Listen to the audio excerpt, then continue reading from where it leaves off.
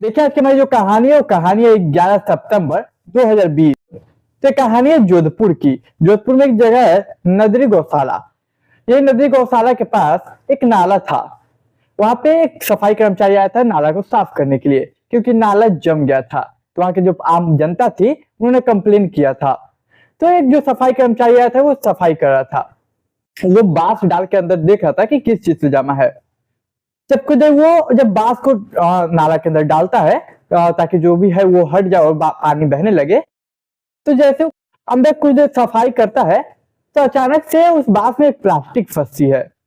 और जब प्लास्टिक फंसती है तो बाहर निकालता है और उसका फौरन जो नाला का बहाव था वो बहने लगता है। लेकिन जब ये प्लास्टिक बाहर आता है तो उसी के साथ एक बदबूदार स्मेल बाहर आती है, जिससे तमाम जो लोग थे वहां पे उन्हें मतलब घुटन होने लगती है। जब घुटन होती है तो वहां पे जो तमाम लोग थे वो कहते हैं कि सर इसे खोलिए। और जो नाला साफ करने वाला कर्मचारी था उसे बोला जाता है। जब वो कर्मचारी उस प्लास्टिक को खोलता है तो देख के सभी दंग रह जाते हैं। सब देखते हैं कि उसमें दो इंसानी हाथ है सड़ा हुआ। फौरन इसके बाद पुलिस को कॉल किया जाता है, पुलिस आती है। और जब पुलिस आती है वो दो इंसानी हाथ देख के पुलिस भी चौंक जाती है। अब देखते पुलिस के यहाँ पे दो इंसानी अगर हाथ है तो और भी बॉडी के पार्ट तो होंगे। तो नाला को सफाई और करवाया जाता है। नाला को अच्छे से बुलाया जाता है देखने के लिए, और भी स्टाफ को बुलाया जाता है। सुबह से लेकर शाम तक की सफाई हो जाती है और शाम होते होते दो पैर मिलते हैं इंसानी। अब सुबह से शाम तक की जो सफाई थी उसमें दो हाथ और दो पैर मिले हैं, जो कि थोड़े सड़ चुके हैं और काफी बदबूदार है, काफी बदबू मार रहे हैं। अब पुलिस को तलाश थी कि शायद सर भी मिल जाए। अब इसी उम्मीद के साथ सर को खोजने की कोशिश होती है, लेकिन अफसोस कि कुछ मिलता नहीं। फिर अगले दिन होती है, रात से सुबह होती है, फिर उस नाला को साफ सफाई किया जाता है ताकि और मिले, और भी एरिया को बढ़ा के वहां पे जांच की जाती है। तब जाके सुबह में एक सर मिलता है। अब दो पैर दो हाथ और एक सर मिला और बाकी के जो हिस्सा है वो नहीं मिलता है। फोरेंसिक टीम को बाकी जो सब मिले थे जो भी बॉडी पार्ट उन्हें फोरेंसिक टीम को दिया जाता है। अब पुलिस को सबसे पहले ये जिम्मेदारी था कि उसका पता करना क्या कि ये शख्स है कौन। सबसे पहले उस आसपास के मोहल्ले में लोग पूछताछ करती है पुलिस कि क्या आप इसे जानते हैं। लाश तो सड़ गई थी लेकिन तस्वीर ले ली गई थी सर की। अब वहां के जो तमाम थाने थे आसपास के, वहां तमाम मोहल्ले थे आसपास के, वहां सर्कुलेट किया जाता है फोटो को। थाने में पूछा जाता है कोई ऐसा व्यक्ति इतना एज इतना ये शक्ल, क्या कोई कंप्लेन आया है गुमशुदगी का। प्लस जो मोहल्ले में पूछताछ होते हैं उनसे भी पूछा जाता है कि आप पहचानते हैं, कभी देखा है इसे। लेकिन अफसोस तमाम कोशिशों के बाद ये नाकामयाबी मिलती है पुलिस को। नाकामयाबी इसलिए क्योंकि ना ही किसी ने देखा और ना ही थाने में कोई रिपोर्ट आई। अब देखिए जब सब जगह सर्कुलेट हो जाते हैं, शहर में भी सर्कुलेट कर दिया जाता है फोटो, और जब कुछ रिस्पॉन्स आने का वेट करती है पुलिस।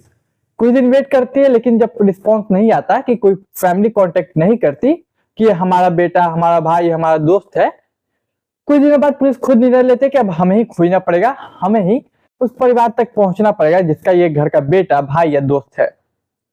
अब पुलिस सबसे पहले वो देखते कि आखिर हमें मिला क्या क्या इसके बॉडी के साथ। तो पहले बॉडी को चेक किया था, बॉडी पे कोई टैटू नहीं था, कुछ लिखा हुआ नहीं था। जिससे टैटू रहता तो पुलिस पता कर लेती कि टैटू कहाँ बनवाया गया, लेकिन ऑफकोर्स कोई टैटू था नहीं। पुलिस के पास केवल बॉडी थी और वो एक प्लास्टिक था।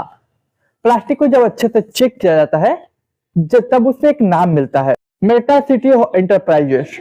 मतलब मरता या मेरता करके एक सिटी राजस्थान में, वहां का सिटी इंटरप्राइजेस मिलता है दुकान का नाम। इससे ये बात क्लियर होती है कि ये मतलब प्लास्टिक है कहाँ का।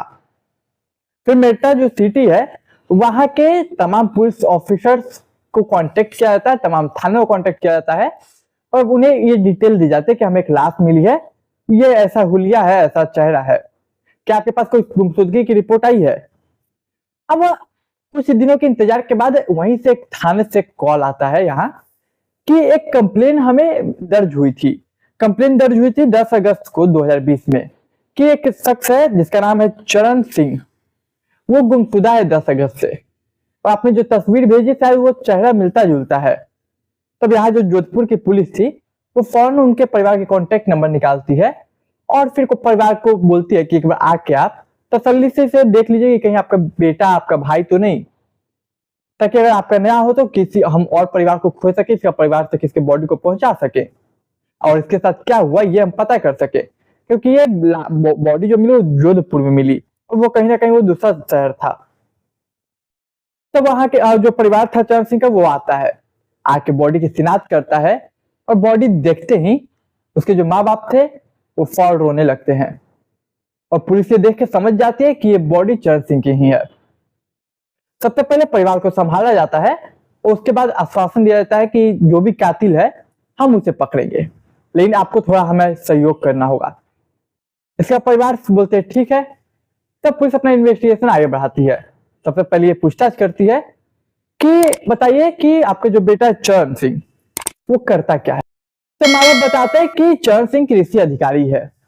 वो बताते हैं कि इसके जीवन में इसके परिवार जिसमें बीवी है इसकी और हम लोग हैं, और इसके दोस्तों से उतना कुछ खास रिलेशन है नहीं और कलीग में भी कुछ खास रहता है नहीं। और दुश्मनी की पुलिस जब बात पूछती है तो माँ बाप बोलते हैं मेरा बेटा का कोई किसी से दुश्मनी आज तक रहा नहीं, कभी लड़ाई झगड़ा वो करता नहीं। अब पुलिस पूछते कि एक बात बताइए चरण सिंह की जो बीवी है वो कहाँ है, उन्हें मतलब वो आई नहीं। तो माँ बाप बताते कि हमने इन्फॉर्म किया था उसकी बीवी को लेकिन वो आई नहीं। तो वो तो आप ही लोग के साथ रहती होगी ना, तो माँ बाप ने कहा नहीं। अब पुलिस बोलते कि एक बीवी जिसका पति मरा, आखिर वो बीवी को इतना टेंशन तो हुआ होगा तो वो आई क्यों नहीं। अब पुलिस पे थोड़ा सा डाउट ज्यादा लेकिन नहीं करती डाउट, इसलिए क्योंकि सिर्फ पूछताछ कर सकती थी पुलिस, लेकिन पूछताछ भी सिर्फ इस बेस पे नहीं कर सकती थी कि वो आई नहीं। अब पुलिस सबसे पहले चरण सिंह का कॉल डिटेल खंगालती है। जब कॉल डिटेल खंगालती है तो आखिरी कॉल जो मिलता है चरण सिंह के नंबर पे वो उसकी बीवी का ही होता है। तब जाके पुलिस का पहला सस्पेक्ट होती है उसकी बीवी। फिर बीवी को बुलाया जाता है, उठाया जाता है, फिर थाने बुलाया जाता है। जब उसकी बीवी थाने आती है तो पूछताछ की जाती है कि आप आई क्यों नहीं, आखिर बात क्या, आपका आखिरी कॉल आपके पति के ऊपर था, और जब आपका पति मर गया तो आपके चेहरे पे कोई ऐसा मतलब एक्सप्रेशन दिख नहीं रहा दुख वाला, लग नहीं रहा कि कुछ हुआ है, और ना ही आप बॉडी देखने आई। पहले तो बीवी बात घुमाने की कोशिश करती है, लेकिन कहते हैं कि जब पुलिस अपने पुलिस अंदाज में पूछताछ करे तो अच्छे अच्छों की बोलती खुल जाती है। तो देखिए इसके बाद बीवी बताती है पूरी कहानी क्या है। मैं भी आपको बताता हूँ कि आखिर हुआ क्या, और इसमें जो कत्ल की वजह है ना वो वाकई में आपको हैरान करेगी, और कत्ल की वजह मैं आपको आखिरी में बताऊंगा, उससे पहले बताऊं कि एग्जैक्टली हुआ क्या क्या। तो चलिए कहानी को मैं आगे बताऊं, तब तक आप चैनल को सब्सक्राइब कीजिए, मुझे थोड़ा सपोर्ट कीजिए। तो देखिए मामला कुछ ऐसा है कि ये लोग का जो स्टोरी है वो ऐसा है कि साल 2013 में इसकी चरण सिंह की शादी फिक्स होती है, इसकी उसकी बीवी के साथ जो रहती है लड़की। तो 2013 में शादी हो जाता है, लेकिन इन लोग हिंदू रीति रिवाज में एक रस्म होता है जिसका गोना नाम है। इस रस्म में शायद मुझे भी पूरा ज्ञात नहीं, आपको पता होगा आई थिंक। इस रस्म में शायद ऐसा होता है कि उसे विदाई, जो लड़की होती है उसकी विदाई होती है, और फिर उसे मतलब वापस लाने के लिए फिर उसके घर जाना पड़ता है। पति उसका वापस घर लाता है, वापस अपने घर लाता है, लेकिन इस गोना के लिए उसकी जो बीवी थी चरण सिंह की वो रेडी नहीं होती है। यह सिलसिला 7 सालों तक चला। बीवी गोना के लिए रेडी नहीं होती, और जब तक गोना के लिए रेडी ना हो तब तक लड़की को नहीं लाया जा सकता ससुराल, ऐसा नियम होता है। लेकिन गोना के लिए रेडी नहीं, यहाँ तक कि समय गुजरता है तो इसका जो पति था चरण सिंह वो संबंध बनाने के लिए अपनी पत्नी को बोलता है, लेकिन जो पत्नी थी उसकी वो संबंध बनाने से इनकार कर देती है, बोलते कि मुझे नहीं बनाना। इसका जो पति था वो समय गुजरता है वो हमेशा बोलता है कि कोई गलती हुई तो मुझे बताओ, मुझ में कुछ कमी तो है तो वो बताओ, तुम्हें मुझ में कुछ अच्छा नहीं लगता, मैं जाने अनजाने में कोई गलती कर दी। ये सब बात को लेके काफी दिनों तक बोलता है। उसकी बीवी हमेशा ये सब बात जब भी उठता वो लड़ाई कर लेती और फोन काट देती। अब हर बार सॉरी ये बोलता कि देखो कोई भी गलती हो छोटी बड़ी आप तो मुझे एक बार बताओ, मैं माफी मांगता हूँ, नहीं बताई हो फिर भी मैं माफी मांगता हूँ, कोई गलती हुई तो मुझे माफ कर दो। लेकिन देखिए बीवी 2013 में शादी हुई थी और लगभग 7 साल तक गुजर जाते हैं, लेकिन बीवी अपने पति चरण सिंह के साथ कभी संबंध नहीं बनाती। जबकि इन 7 सालों के दौरान काफी बार माफी मांगी चरण ने, वो बिना वजह बिना गलती के, लेकिन उसकी बीवी हमेशा फोन काट देती इस बात पे। लेकिन 7 साल बाद तारीख आती है 10 अगस्त 2020। अचानक से उसकी बीवी जो है वो बोलती है कि ठीक है तुम्हें मेरे साथ संबंध बनाना है ना, मेरे यहाँ पे आ जाओ, मेरी बहन के घर पे आ जाओ, वहां पे हम लोग मिलते हैं, वहीं पे हम लोग संबंध बनाएंगे, तुम्हारी इच्छा भी पूरी हो जाएगी। फिर चरण सिंह पूरा खुश होकर रेडियो होता है, रेडियो के वहां पे जाता है, यहाँ पे वो बुलाती है।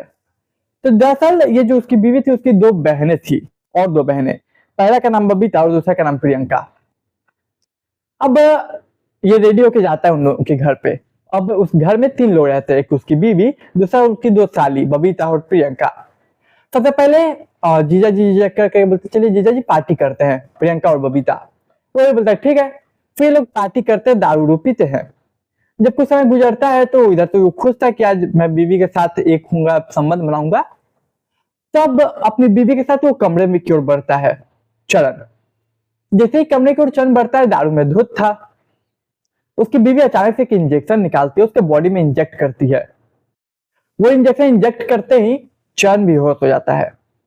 फिर जाके बाकी जो दो बहनें और थी, मतलब टोटल तीन बहनें मिलके चरण सिंह का कत्ल कर देती है। लेकिन समस्या कि इसकी बॉडी को छुपाया कहाँ जाए। तो उनके घर में एक मिक्सी था, उस मिक्सी में बॉडी, सबसे पहले उस मिक्सी में वो मतलब बॉडी पार्ट को काट के कोशिश करते कि कीमा बना के छोड़ दें। लेकिन अफसोस कि कुछ बॉडी पार्ट था वो काटती है तो मिक्सी का कैपेसिटी क्या होगा, वो किसी पूरे इंसानी बॉडी के हड्डी और मांस को तो मिक्स नहीं कर सकता, कीमा तो नहीं बना सकता, और मिक्सी खराब हो जाती है। फिर ये लोग बाहर जाते हैं, बाहर जाने के बाद बड़े बड़े चाकू लाते हैं धारदार, फिर बॉडी के टुकड़े करते हैं, फिर एक बड़े प्लास्टिक में वो बॉडी के टुकड़ों को पैक करते हैं, और उसके बाद उस नाले में जाके छोड़ डाल देते हैं जहाँ पे वो जाम होता है। उसके बाद पुलिस वहां पे सफाई कर्मचारी को मिलता है, फिर पुलिस आती है, फिर इस तरीके से मामला खुलता है। लेकिन देखिए अब सवाल आपका ये होगा कि आखिर कत्ल हुआ क्यों। अब सुनिए कत्ल की क्या वजह थी। एक्चुअली जो 7 सालों से संबंध पत्नी नहीं बनाई थी अपने पति के साथ, वो वजह था ये कि वो जो पत्नी थी वो थी लेस्बियन, मतलब उसके लड़कों में इंटरेस्ट ही नहीं था, उसे इंटरेस्ट था तो लड़कियों में। और ये बात बबीता और प्रियंका उसकी दो बहनें भी जानती थी। और मैं बता दूं उसकी जो लेस्बियन थी उसकी वाइफ, उसकी भाभी के साथ उसका रिलेशन था, अपने भाई की बीवी के साथ। और जब वो उसे लड़की में इंटरेस्ट था, लड़का में इंटरेस्ट था नहीं, और इसी वजह से वो कभी गोना के लिए रेडी नहीं हुई, और ना ही उसने कभी संबंध बनाने की कोशिश की अपने पति के साथ। और ये सब अनजान उसका पति सालों साल माफी मांगता रहा बिना गलती के, और आखिर में अपनी जान गंवा दी। अब आप बताइए कि आप इस कहानी पे आपकी क्या राय है, अपनी राय रख के जरूर जाइएगा। तो हमारी आज की कहानी यही थी, उम्मीद करता हूँ आपको कहानी पसंद आई होगी। कहानी पसंद आई तो चैनल को सब्सक्राइब, वीडियो को लाइक, दोस्त से शेयर कीजिए। मैं मिलूंगा एक नई कहानी में, तब तक के लिए मुझे दीजिए इजाजत।